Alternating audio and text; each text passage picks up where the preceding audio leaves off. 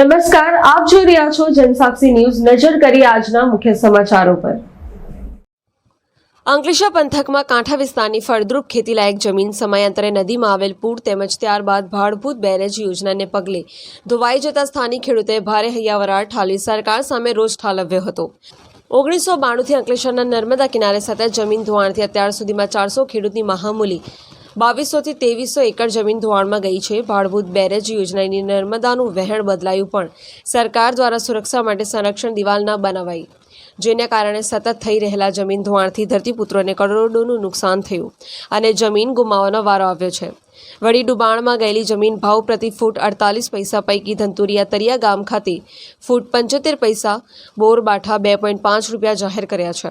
ત્યારે ધરતીપુત્રો દ્વારા ઉગ્ર વિરોધ કરી 33 વર્ષના જમીન ધોવાણ પાછળ સરકારને જવાબદાર ઠેરવવામાં આવી રહી છે। ખેડૂતોનું કહેવું છે કે 48 પૈસામાં તો ઝેર પણ ના આવે, અમારે ખેડૂતોએ તો હવે ઝેર પીવા માટે પણ દેવું કરવું પડે તેવી સ્થિતિ આવી છે। મોટી મુશ્કેલી છે। તળિયા છે, ધંતુરિયા છે, શક્કરપોળ છે, સરપુડીન, બોરબાઠા ગામ અને બોરબાઠા બેટ એ ગામોને સરકારે આજે 2013 પછી જે રેલ આવી છે મોટી, એમ તો ખરેખર 1971, 68 અને આ 1994 એના જે મોટા મોટા પૂર આવ્યા છે ત્યાર પછીની ઘણી જમીન ધોવાણ થઈ છે। કેમ કે સરકારે જે આ ભરપૂર બેરેજનો પારો અત્યારે બનાવવામાં આવી રહ્યો છે, જમીન સંપાદન કરી છે, એમાં ખરેખર ખેડૂતોને જમીનનું વળતર 1 સ્ક્વેર મીટરનું પાણીના 5 રૂપિયા અને 20 પૈસા અને જે પારાની જમીન છે એના 36 રૂપિયા ધંતુરિયાના।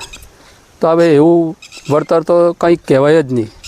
કેમ કે સરકારે જ્યારે એમને આ જમીન નીમ થઈ અને સંપાદન અધિકારી, મહેસૂલ કલેક્ટર, આ 3 કલેક્ટરો આવ્યા છે, એમને મંડપો જોયા છે, સરગવા જોયા છે, જમરૂકી જોઈ છે, એ ખરેખર જાતે જોઈને ફોટાઓ પાડી ગયા છે।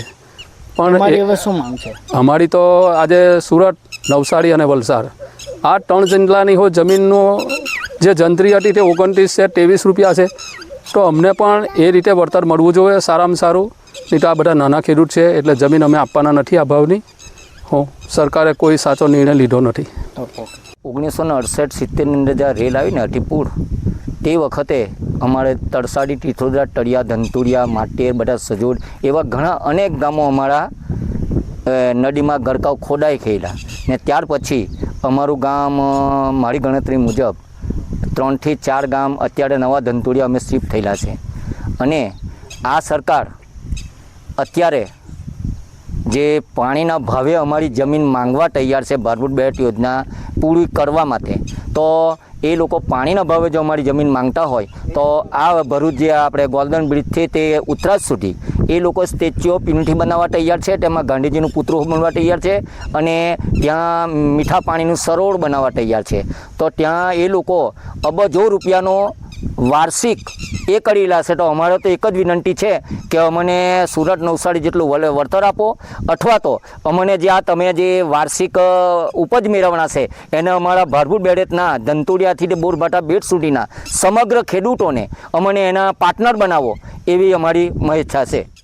અમારા જે અત્યારે હાલમાં માનનીય કલેક્ટર સાહેબ શ્રી દ્વારા જે એવોર્ડ કરવામાં આવ્યો, એ એવોર્ડની અંદર જે નજીવો ભાવ આપવામાં આવ્યો 48 પૈસા, 72 પૈસા, એ ભાવે આજે કઈ જગ્યાએ જમીન મળે? ખેડૂતો તો આજે અમને પણ એવું કહે છે કે ભાઈ 48 પૈસામાં તો ઝેર પણ નહીં આવે, તો ખેડૂતોને તો ઝેર પણ પીવાનો વારો આવી ગયો છે। એવી કન્ડિશન આજે ખેડૂતોને લાવીને મૂકેલી છે। કારણ કે આજે જો માર્કેટની અંદર તમે ખાલી શાકભાજી જે જમીન પર પાકે છે, જમીનની ઉપરનું શાકભાજી લેવા જાઓ ને તો 20 રૂપિયા ફૂટ તો એની દૂધી ખેડૂતો વેચતા હોય છે। તો એ જે જમીન છે, જે એને બાપ દાદાના સમયથી એ જે જમીનની ઉપર ખેતી કરીને પોતાનું જીવન ગુજારે છે, તો એ 48 પૈસા ને 72 પૈસા ને 3 રૂપિયાના ભાવે જમીન સરકારશ્રીમાં આપવાની એ કેવી રીતે શક્ય બને? ખેડૂતો માનનીય નરેન્દ્ર મોદી સાહેબના જે આ પ્રોજેક્ટ છે એની સાથે જ છે અને સાથે હતા જ, પરંતુ આ જે ભાવ અને જોયો અને એના પરથી ખેડૂતોને એવું લાગ્યું કે જાણે ભરૂચ જિલ્લાના ખેડૂતોની સાથે કોઈ મસ્કરી કરી હોય એવું લાગી રહેલું છે। અમે કોઈ પણ સંજોગોમાં આ રીતે અમારી જે જમીન છે એ આપીશું નહીં, અને જ્યાં સુધી અમને સુરત, વલસાડ અને નવસારીની જેમ યોગ્ય વળતર ચૂકવવામાં ના આવે ત્યાં સુધી અમે અમારી જમીન આપવાના નથી। અને સરકારશ્રી જો અમને 48 પૈસાના ભાવે જમીન આપતા હોય તો અમારા તમામ 6 ગામના ખેડૂતો જમીન ખરીદવા માટે પણ તૈયાર છે. પિન્ટુ મોદી, જનસાક્ષી ન્યૂઝ, અંકલેશ્વર.